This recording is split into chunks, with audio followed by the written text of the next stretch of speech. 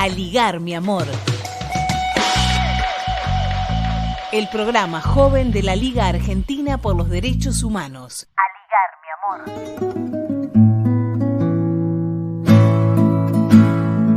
Es un placer para este programa, A ligar, mi amor, y para la Liga Argentina por los Derechos Humanos, estar en comunicación con el embajador de la Hermana República de Cuba en Argentina, señor Pedro Prada Quintero. Sabemos la intensa actividad que tienen en estos meses, donde se fueron sumando todo tipo de acciones.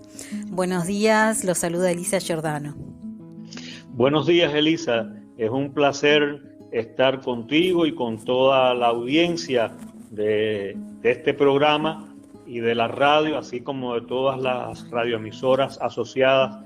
Y por supuesto, es siempre un privilegio, un honor poder intercambiar con ese colectivo extraordinario de luchadores por los derechos humanos que constituyen los miembros de la histórica Liga por la Defensa de los Derechos Humanos de Argentina. Gracias, embajador. Sabemos que este mes es significativo especialmente porque el 19 de mayo se cumplieron 125 años de la muerte física del héroe nacional José Martí, caído en combate, y hubo muchos actos virtuales, podríamos decir, dada la circunstancia. Y en uno de los que participó, organizado por asociaciones de amigos y periodistas de Cuba, usted hizo referencia a los conceptos que sobre la medicina tenía Martí y que siguen teniendo increíble actualidad. Sí, conmemorar a Martí es una obligación de todo cubano y de todo patriota de nuestra América que se precie de serlo. Porque Martí no es solamente de Cuba, Martí es de nuestra América, de todos los países de nuestra América, es del mundo. La universalidad de su pensamiento es tal que penetra todas las esferas de la vida, no solo los ideales libertarios, democráticos, de justicia social, o el mundo extraordinario de la cultura, de la poesía, de las letras a las cuales él dignificó y de las cuales fue precursor del modernismo en nuestra región. Sin embargo, es poco conocida esa faceta de Martí, admirando el trabajo que hacían en su tiempo los profesionales de la salud y de esa capacidad de observar profundamente cómo se atendía en su época la salud humana y el papel que desempeñaban los médicos, la medicina, los sistemas públicos o los sistemas de salud. Martí ya a fines del siglo XIX se perfilaba como un defensor, en primer lugar, del acceso universal de la salud a todos los seres humanos, como un derecho, como una parte de su propia existencia. Y lo segundo, que es la visión de que, afirmaba él, la verdadera medicina no es la que cura, sino la que precave. Es decir, el enfoque de prevenir, que es la base sobre la cual, la filosofía sobre la que se construyó el sistema de salud cubano, un enfoque preventivista que va a buscar las enfermedades, los pacientes, allí donde puedan surgir y no donde se les halle ya enfermos.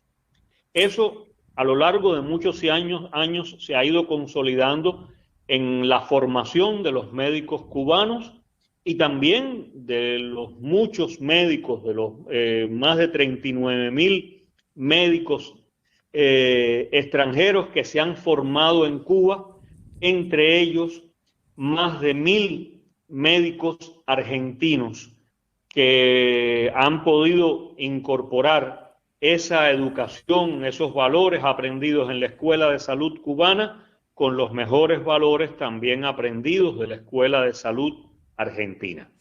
Ese enfoque preventivista es el que también está presente en la industria médico-farmacéutica cubana, que está enfocada en producir medicamentos, desarrollos biotecnológicos, nanotecnológicos, en función de prevenir que las personas se enfermen.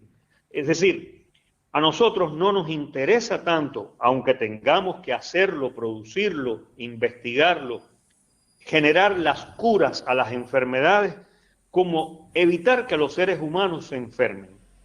Y eso es lo que está presente en esa filosofía aprendida del legado de José Martí, pero que también está en otros coetáneos de su época, como el doctor Carlos J. Finlay, que al descubrir el agente transmisor de la fiebre amarilla, nos estaba entregando las claves para poder controlar a quien enferma a los seres humanos y por esa vía prevenir que los seres humanos se enfermaran.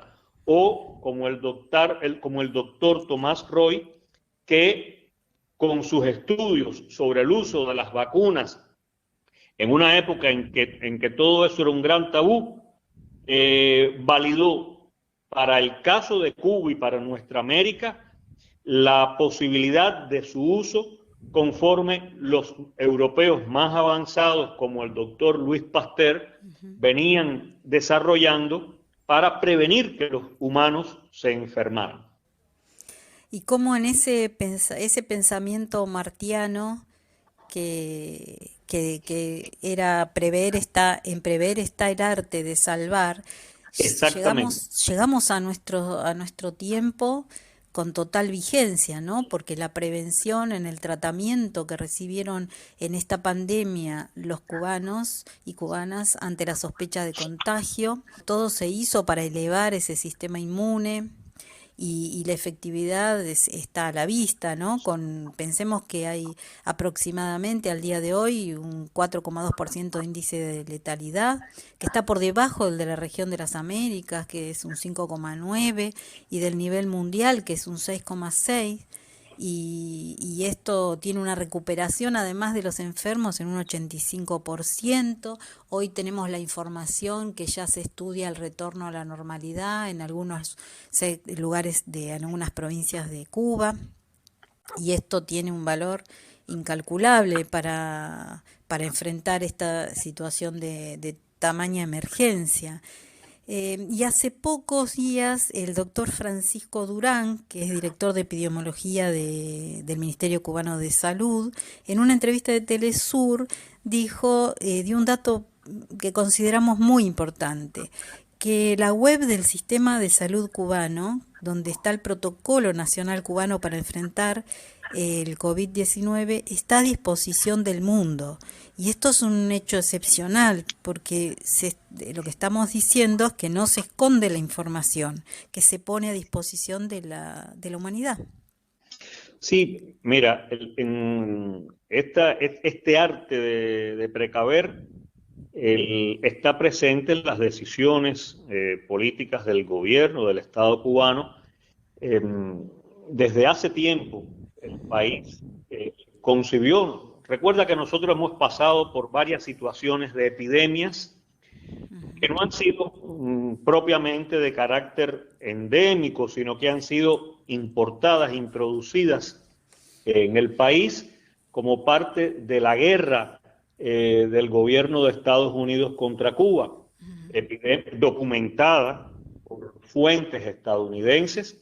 En el año 81, una epidemia introducida de dengue hemorrágico que enfermó más de 1 millón de personas, pero como resultado de la cual murieron 101 niños. Tremendo. Y como otras epidemias, sobre todo atacando las fuentes de alimentación humana, el ganado porcino, las plantaciones de banano, las plantaciones de café, las plantaciones de frutos menores, vegetales y viandas. Es decir, consecuencias terribles para la economía. Exactamente, pero sobre todo para la vida de los seres humanos, porque se afecta su alimentación y como consecuencia de ello la salud.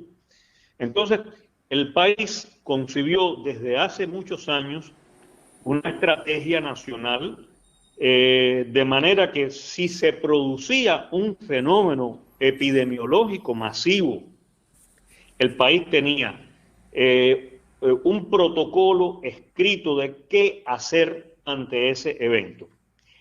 Ese plan nacional se puso, se activó y se adecuó a las condiciones de la COVID y es el que hemos venido instrumentando. Es decir, que si usted descarga esos documentos que están disponibles en el sitio infomed.sld.cu, ahí va a hallar toda la información sobre cómo Cuba se organizó, qué actividades se jerarquizaron, los niveles de subordinación y de dirección que iban a operar en este caso, el papel de las autoridades de salud a cada nivel y el papel de las demás estructuras de la sociedad, porque un evento de estas características no lo puede manejar en exclusivo el sistema de salud, necesita apoyarse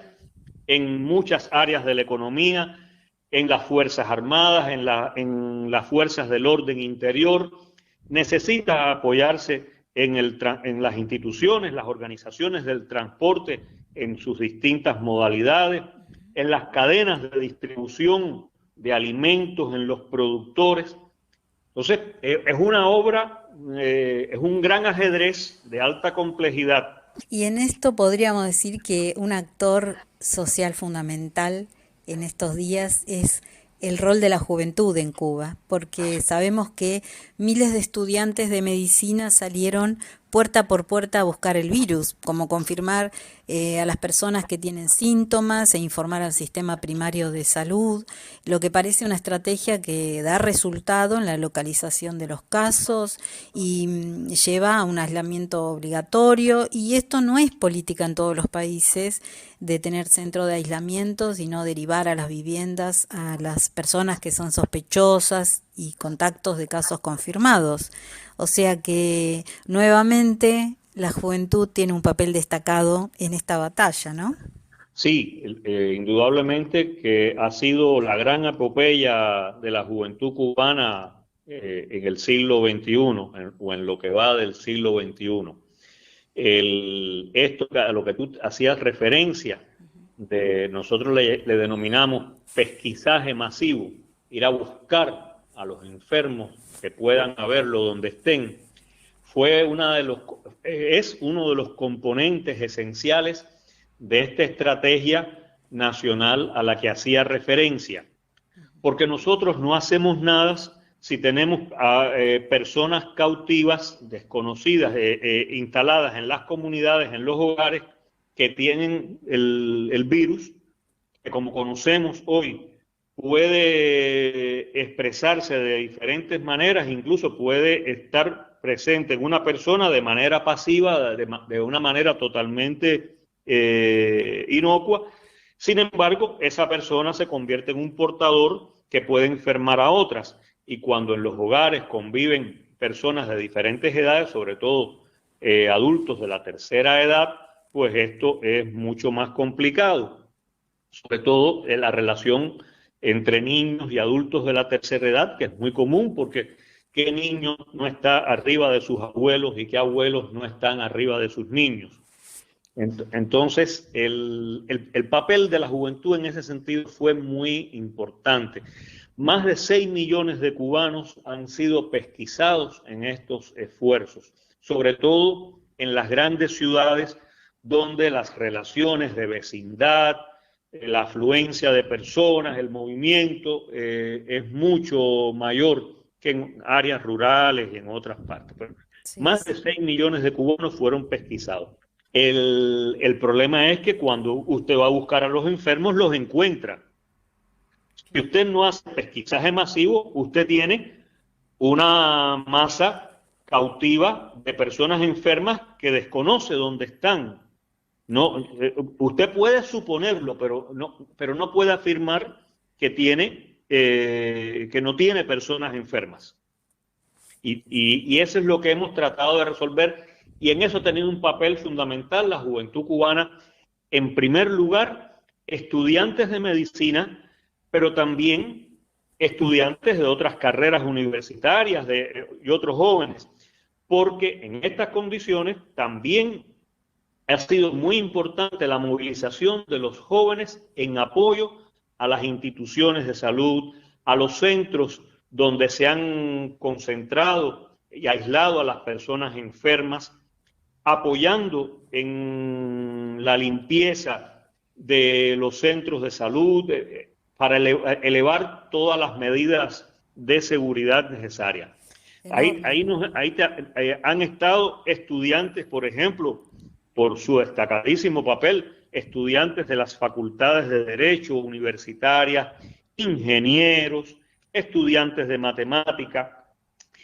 Y otro elemento importante que es la masa extraordinaria de jóvenes médicos, trabajadores de la salud, enfermeros, tecnólogos de la salud y sobre todo científicos jóvenes que han tenido en estas circunstancias un protagonismo principal. Es impresionante ver la edad, los rostros de los equipos que en el Instituto Pedro Curí de Medicina Tropical, una institución centenaria cubana que es muy prestigiosa a nivel mundial y es bien conocida por parte de los médicos, virólogos y científicos argentinos por los largos años de relaciones que ha tenido con este país, sobre todo con el Instituto Malbrán. Pues es impresionante ver la cantidad de jóvenes que en el IPK, como le decimos nosotros, el Instituto Pedro Curí, han estado a la cabeza de las investigaciones, incluso del tratamiento, de los cuidados con los pacientes en estado crítico y en estado grave. Bueno, mira, cuando me preguntabas antes del papel de los jóvenes, es indudable que quedó por hablar de los jóvenes que hoy brindan su ayuda solidaria en el mundo. Del contingente Henry Reef, del cual hay 2.600 profesionales de la salud organizados en 28 brigadas médicas en 24 países, cuya edad promedio es 36 años, pero que son muchachos jóvenes que ya no solo terminaron sus estudios de medicina, sino que hicieron una primera especialidad y que han hecho hasta una segunda especialidad en algunos de los casos. Entonces, yo creo que es muy importante hablar de estos jóvenes. Pero también no podemos dejar fuera de esta relación a todos aquellos colaboradores cubanos de la salud que están en este momento en alrededor de 70 países del mundo. Estamos hablando de más de 40.000 colaboradores de la salud distribuidos por el mundo. De ellos, 26.000, más de 26.000 en América Latina y el Caribe, lo cual es un reflejo de esa voluntad de compartir lo que tenemos, no lo que nos sobra, porque en Cuba, como se conoce, no sobra nada, más bien nos faltan muchas cosas, pero aquello que tenemos siempre estamos dispuestos a compartirlo con los demás hermanos de la especie humana. Ahora, cuando tú me recordabas las palabras del comandante en jefe Fidel Castro, a mi mente venían las escenas de hace 17 años en esta ciudad, justo por estos días, en que se ha celebrado el Día de la Patria, por lo cual aprovecho también para enviarles un fuerte abrazo a todos los argentinos y argentinas que me están escuchando. Fue en el contexto de esas celebraciones, de la llegada al poder del inolvidable presidente Néstor Kirchner, que el compañero Fidel, en aquel acto celebrado la noche del 26 de mayo de 2003 en la escalinata de la Facultad de Derecho y Ciencias Sociales de la Universidad de Buenos Aires, transmitió esas ideas a las que tú hiciste mención, pero también transmitió algo que está muy asociado a ello y que es clave de nuestro tiempo: la idea de globalizar los médicos y no las bombas, la idea de globalizar los médicos y la salud y no las armas y las guerras.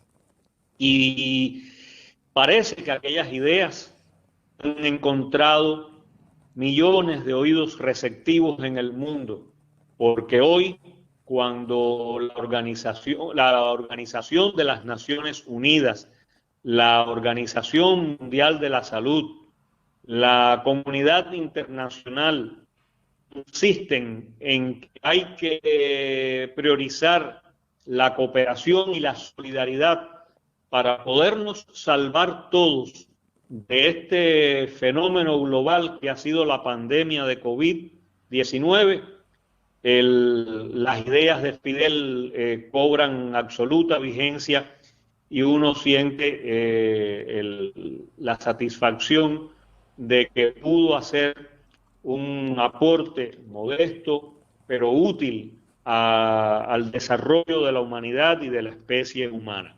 Por eso, cuando nuestros compañeros, nuestros compatriotas, trabajadores de la salud, llegan a cualquier parte del mundo, son recibidos, son bien atendidos y pueden entregarse por completo a lo que mejor saben hacer, que es salvar la vida humana.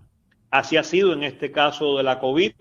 Acaba de terminar la misión humanitaria, por ejemplo, desarrollada por las brigadas cubanas durante 2 meses en Cremona y en Turín, en Italia, que se convirtieron durante un periodo de tiempo en esas 2 ciudades en el epicentro mundial de la pandemia de COVID. Y allí, en la zona roja, como se dice, estuvieron nuestros compatriotas jugándose la vida, salvando a los italianos. En China, donde estuvimos desde el primer momento, desde el mes de diciembre de 2019, llegaron nuestros primeros especialistas y científicos para apoyar al gobierno, al pueblo chino, y pudieron hacer algunas contribuciones importantes. Fue justamente en China donde comenzó a usarse de forma masiva el interferón alfa 2B desarrollado por la industria biotecnológica cubana y que se venía produciendo en una empresa mixta con China desde hacía algunos años para otros usos, porque es un medicamento que puede emplearse para elevar el sistema inmunológico en otras enfermedades altamente dañinas, y se probó con éxito en este caso y dio muy buenos resultados.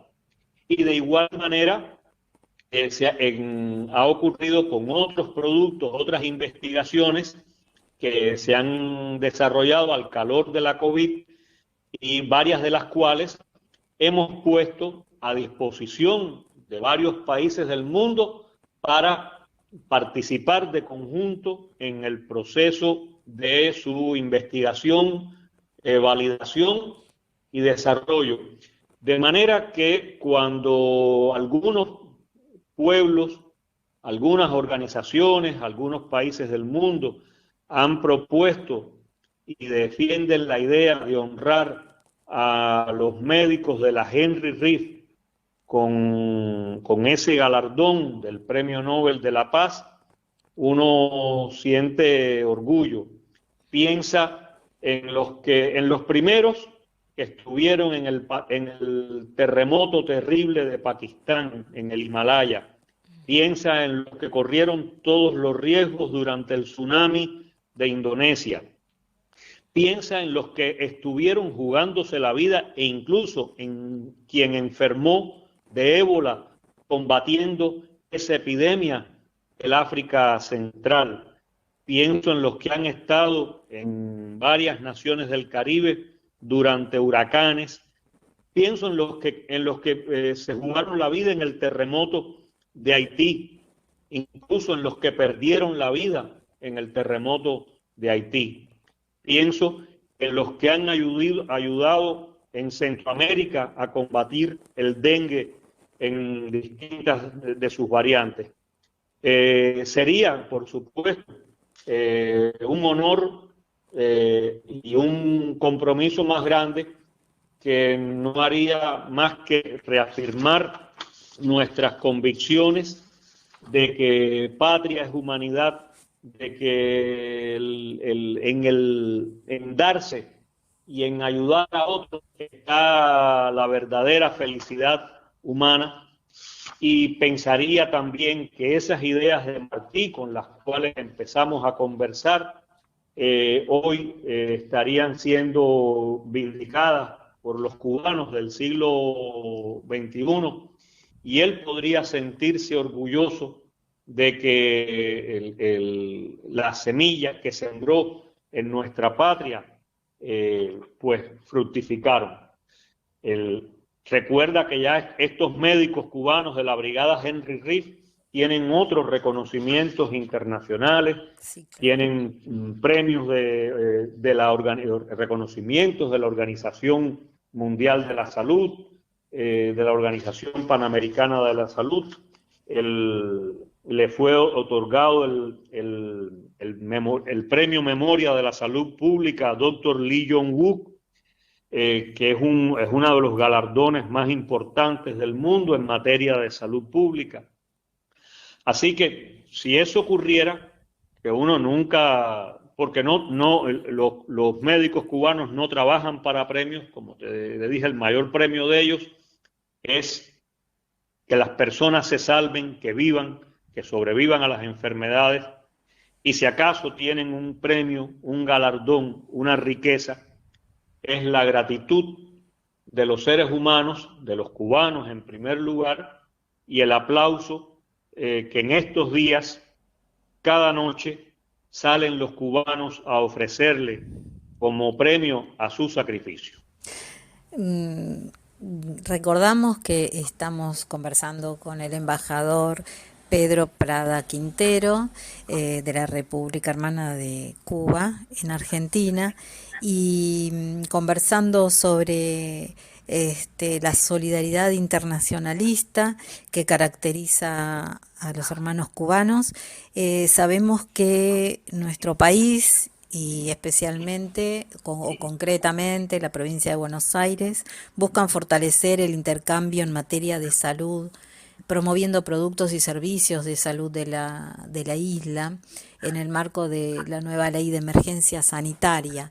¿Qué nos podrías decir, señor Prada, sobre esta relación con Argentina y la posibilidad de que en el devenir de este periodo que estamos esperando como crítico en nuestro país, tengamos la presencia de los médicos cubanos? Bueno, la relación entre las escuelas de salud, entre los médicos cubanos y argentinos, es de larga data. Muchos médicos argentinos han brindado importantes aportes al desarrollo de la salud pública en Cuba. Un amigo me decía algo grandioso y emocionante. Argentina nos dio hace muchos años a uno de sus más jóvenes médicos y nosotros se los devolvimos al mundo multiplicado en miles de médicos. Me refiero al doctor Ernesto Che Guevara. pero igual hay relaciones de colaboración médica que se establecieron después del restablecimiento de la democracia en Argentina y por las cuales hemos contribuido modestamente a asesorar distintos programas como el que desarrollan los compañeros de la Operación Milagro, con médicos argentinos apoyados por asesores cubanos, han ayudado a muchas personas a recuperar la vista. Yo creo que si se abren espacios para nuevas formas de colaboración, de intercambio, será algo que funcionará siempre para el bien común de argentinos y de cubanos. Nuestra disposición siempre ha estado en función de ayudar donde sea necesario, cuando sea necesario, en la medida que sea necesario. Hemos seguido con admiración los esfuerzos que han estado haciendo el gobierno, las instituciones de salud, los profesionales de la salud argentinos, por lo cual han logrado aplicar una estrategia de contención a la pandemia que de otra manera podría haberse cobrado decenas de miles de víctimas. Si en algún momento puede a alguien parecerle útil esa participación cubana, pues se verá y los dos países evaluarán las formas, los modos y la manera. De todos modos, yo puedo decir que de alguna manera sí ya estamos participando y lo estamos haciendo a través de esos miles de médicos argentinos graduados en Cuba que están identificados con la filosofía, con la cultura de vida, de trabajo, de servicio del sistema de salud cubano y que sabemos que en los más recónditos lugares del país y también en tareas de dirección del sistema de salud están hoy haciendo extraordinarios sacrificios, están encabezando ellos mismos muchos de los esfuerzos por evitar que se pierdan vidas argentinas. A esas muchachas y muchachos, a esos jóvenes argentinos, cubanos, médicos cubanos, en la medida en que fueron formados en nuestras universidades, en la Escuela Latinoamericana de Medicina, yo quisiera, si me lo permites, también rendirles un homenaje, porque me consta, lo conozco, he sido informado que muchos de ellos se han jugado la vida, han expuesto su propia vida para salvarla de otros, y eso habla mucho de un médico desprovisto de cualquier egoísmo. En otros países, lamentablemente, algunos han fallecido en ese empeño. Ojalá que no sea este caso, pero yo te aseguro que esa es una forma de estar presentes también en la Argentina. Ahora, ¿qué pasa en el caso cubano? Este daño no puede separarse de la decisión del gobierno de Estados Unidos de recrudecer aún más en estas circunstancias el bloqueo económico, comercial y financiero que hace 60 años mantiene contra Cuba y que causa daños anuales promedios de 4.000 millones de dólares y que ha distorsionado todas las formas posibles de funcionar de la economía cubana. En ese sentido, en los últimos meses hemos sido testigos desde acciones internacionales muy agresivas para impedir que a Cuba llegue combustible comprado con nuestros recursos en el mercado mundial de manera lícita, responsable, soberana. Desde ese tipo de acciones, por supuesto, si a un país tú le niegas el combustible, tú puedes paralizar los sistemas de generación de electricidad, los sistemas de transporte, y al paralizar, por ejemplo, los de electricidad, tú paralizas hospitales, escuelas, centros de alimentación, todas las áreas vitales de una economía. Y además, si inmovilizas el transporte, te podrás imaginar lo que puede ocurrir. Nosotros hemos logrado sortear con extraordinarios sacrificios esas dificultades. Pero a partir del estallido de la pandemia, han hecho todo lo posible por impedir las compras de tecnología de salud, de insumos de salud y medicamentos y de alimentos.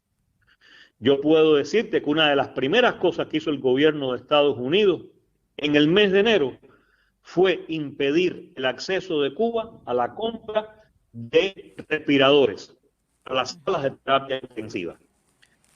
Después impidió que llegaran a Cuba donaciones de organismos internacionales e incluso de privados como del gigante comercial asiático Alibaba, porque le prohibió a los aviones que utilizaba Alibaba aterrizar en el suelo cubano. Temiendo las multas económicas, ¿no? En el marco de la ley.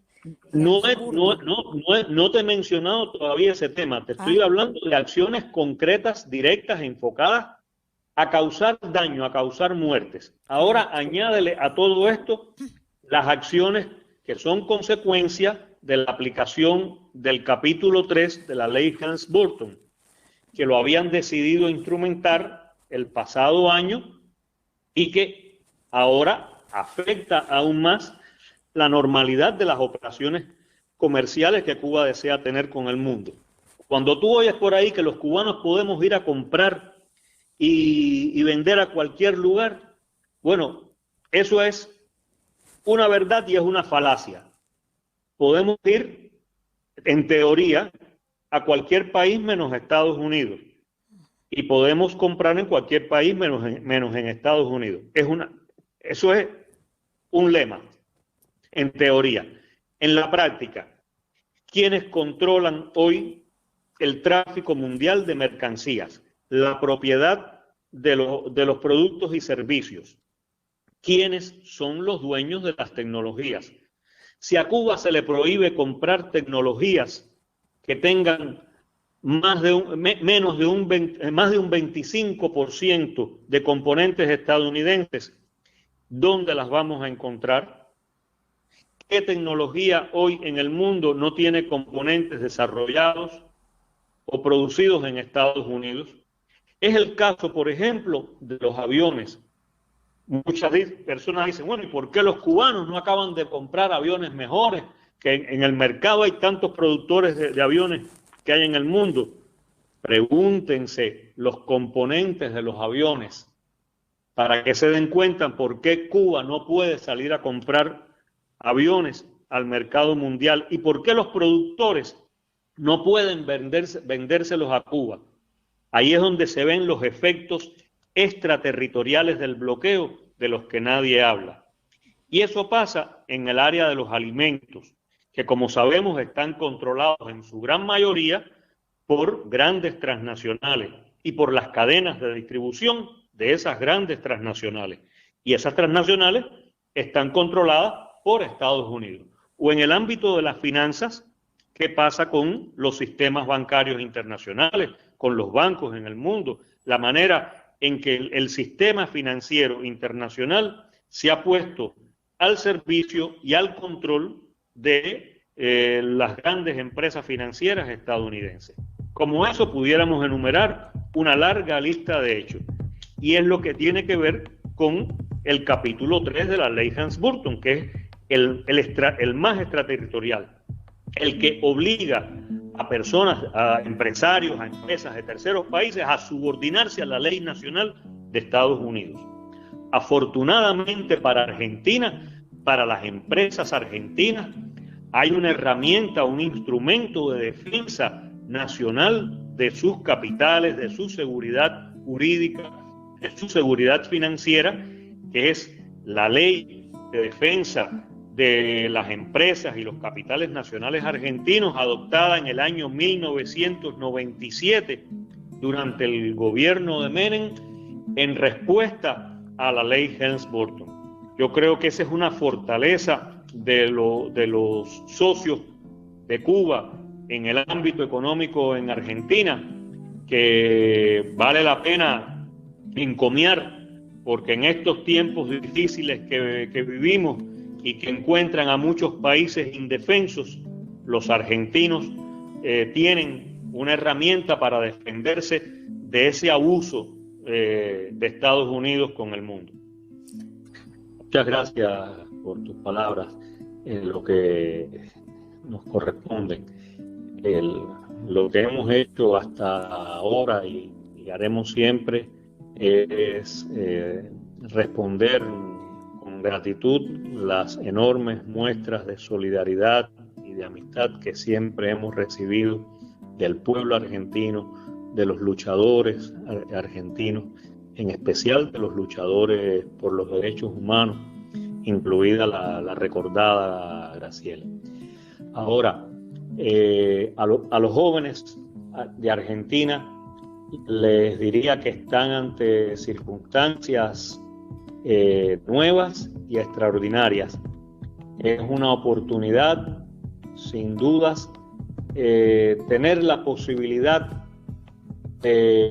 a partir de estos hechos que estamos viviendo, de esta pandemia mundial y de todo lo que ella ha generado, de pensar el mundo en el que vivimos y el mundo en el que debemos vivir. Se habla mucho de la vuelta a la normalidad.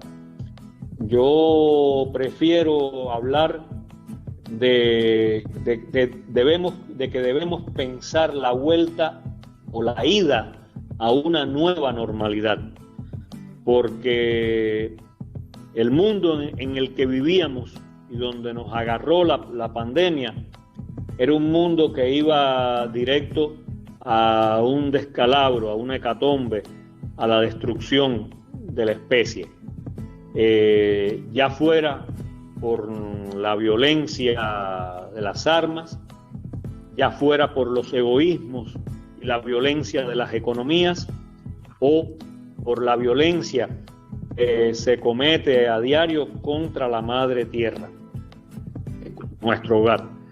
Entonces, yo le diría a los jóvenes que aprovechen esta oportunidad para pensar el futuro, para pensar cómo deben ser las relaciones productivas, políticas, sociales, culturales, en un mundo mucho más fraterno, mucho más solidario, donde la cooperación y el apoyo entre los seres humanos sea parte de la cotidianidad y no el recurso del chantaje político, como muchas veces ocurre en este tiempo. Por esas razones, yo desearía ser hoy un joven, desearía tener, no es que me arrepienta de la vida que he vivido, ni de mi propia juventud, que mucho disfruté y que me permitió ser un protagonista y actor de muchas cosas en mi patria, pero desearía mucho darle marcha atrás al tiempo y tener una edad hoy que me permitiera hacer mucho más, cambiar el mundo hacia un destino mejor. Yo creo que soy de los optimistas, de los que siempre piensa que todo tiempo futuro tiene que ser mejor, y en eso es en lo que yo le desearía a los jóvenes de esta Argentina, que se ha unido para enfrentar muchísimos desafíos. Muchísimas gracias, embajador Pedro Prada Quintero, por este tiempo que nos ha brindado, que nos ha dispensado, por sus palabras y por estar tan presente en este tiempo y en nuestro país. Muchísimas gracias. Muchas gracias también a ustedes y a todos los oyentes y oyentes.